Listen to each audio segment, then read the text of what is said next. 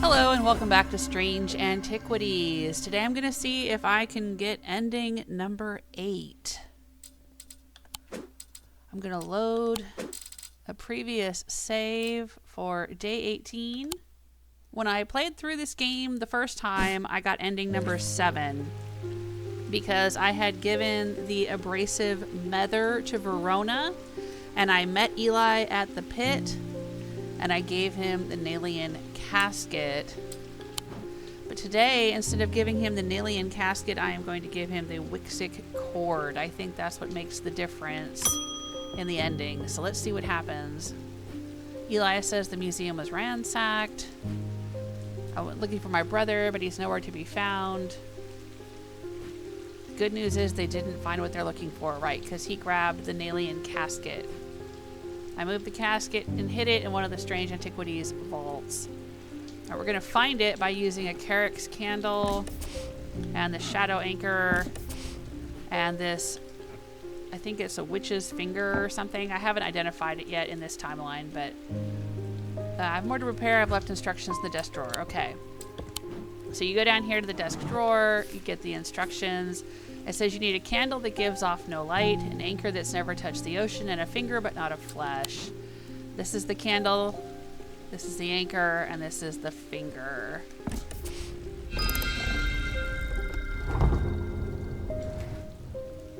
I've already opened this area by solving the moon puzzle involved. I accidentally found it and solved the puzzle earlier in my playthrough. So the door is just open. I'll grab the casket. And now... Alright, the mailman's gonna show up.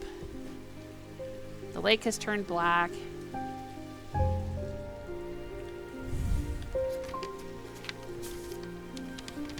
This is another note.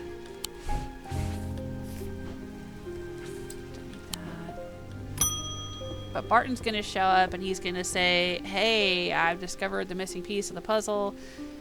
Meet me down at the Skull of Blencathra in the catacombs, which can lead you to ending number 2, or I think ending number 5, which I did ending number 2 already.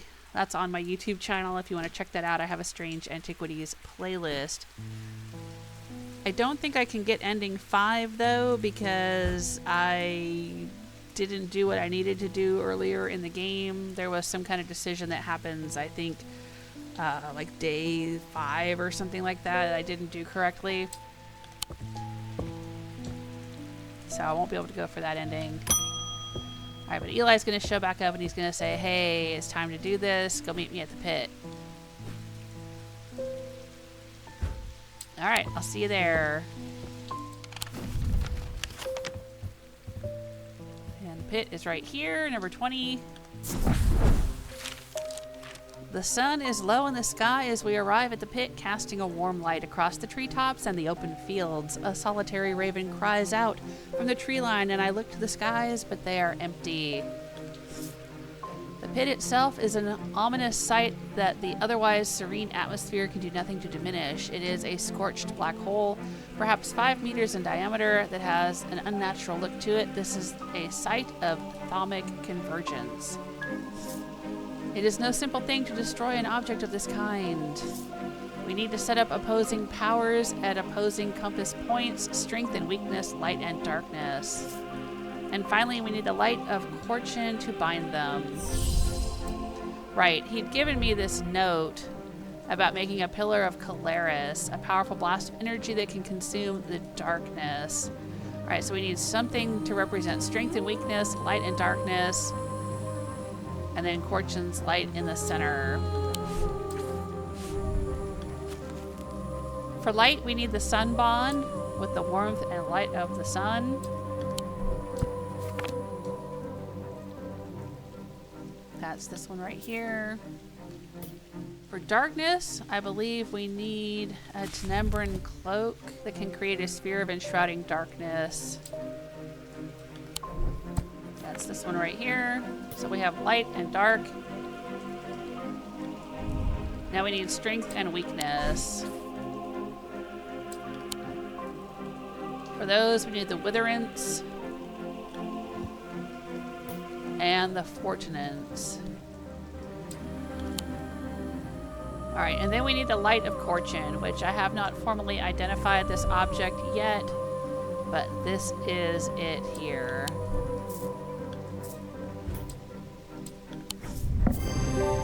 Eli inspects my work. His face shows little emotion, but he seems satisfied. By now, the sun has finished setting, and only a hint of red afterglow remains in the darkening sky.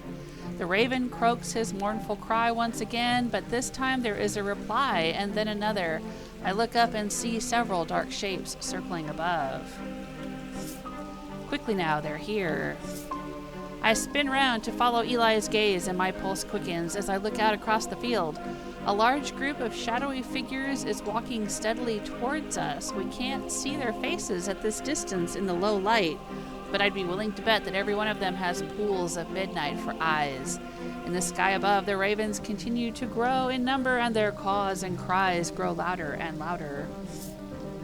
I look down at the black object in my hand, such a small thing, and yet its seductive power is impossible to ignore. It wants to be opened. Suddenly it feels inevitable. The casket, now. But I'm not sure I want to give it to him. This part, in my previous playthrough, I gave him the Nalian casket, but I wasn't sure at the time what I was actually doing.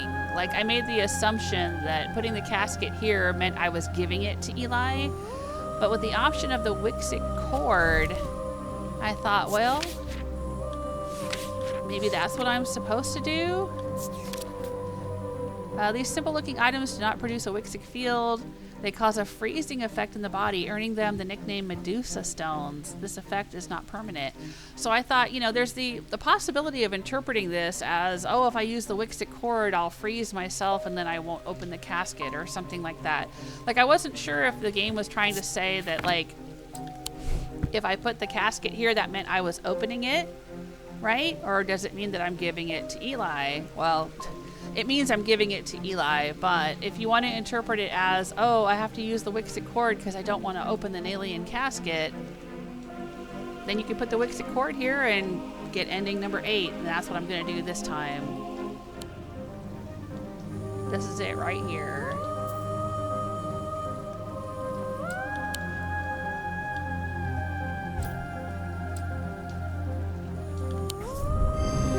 I bring up the Wyxic cord as the Thaumaturge realizes what is happening. He lunges at me, but he is too slow. His body stiffens and falls to the ground. Okay, so I wasn't using the Wyxic cord on myself, as I thought might have been the possibility. I'm using it on Eli.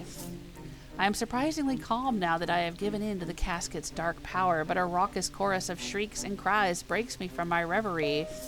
The mob is upon me. As I look out at the manic faces baying for blood, my gaze lands on one that is calmer than the others. I am surprised to find that I recognize her as Verona Green, the occult scholar.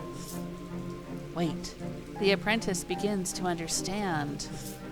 She holds up her hand and the group comes to a stop, all staring at me with their lifeless black eyes. You see now, it is inevitable. The casket will be opened. I barely hear her. My mind is filled with one thought only. Slowly savoring the moment, I reach down and open the clasp that holds the Nalian casket shut. The mob cheers, but I don't even notice. Time slows, and the rushing roar of my own heartbeat fills my ears. I open the casket. Dark power flows through me. The rhythms and worries of my former life are meaningless to me now. It is hard to remember even what they were. Devastation and darkness surround me, but I feel nothing. Why should I care? Even the nameless gods bow to me now. I am immortal. I am powerful. I am a god. Oh, wow. I didn't expect that ending.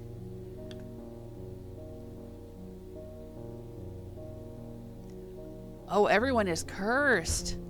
Ending 8, a seductive power. The power of the casket could not be contained. I fear nothing. I feel nothing.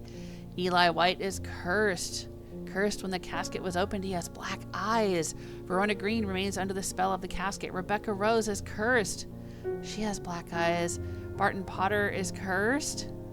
He He's got one black eye.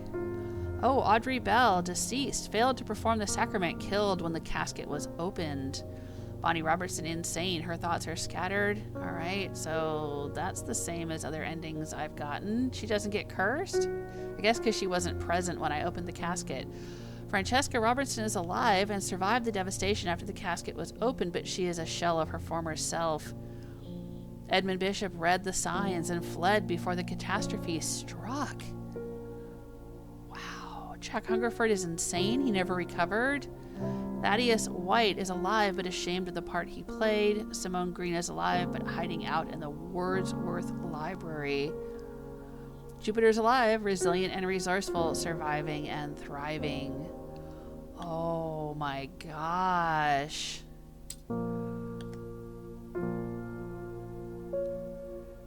And we get the credits. I don't know if I would be able to do an epilogue with this kind of ending. With the other endings, I was able to go back to the shop and finish identifying all of the items. Let's see what happens.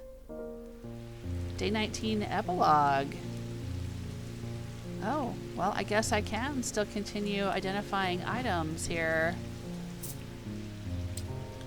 Even though I'm all powerful. Let's see what happens when I ring the bell.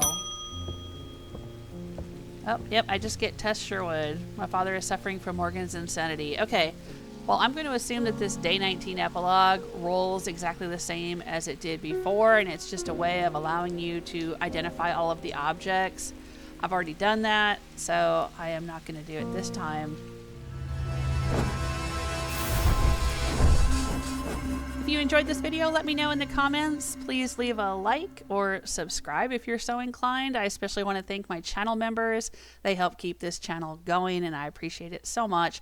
I'm a small channel, and I love to play indie games, but a lot of indie games don't get a lot of attention, so my channel remains small. I appreciate all the support I can get, and I appreciate you being here. Have a great rest of your day. Take care of yourselves. Until next time. Bye.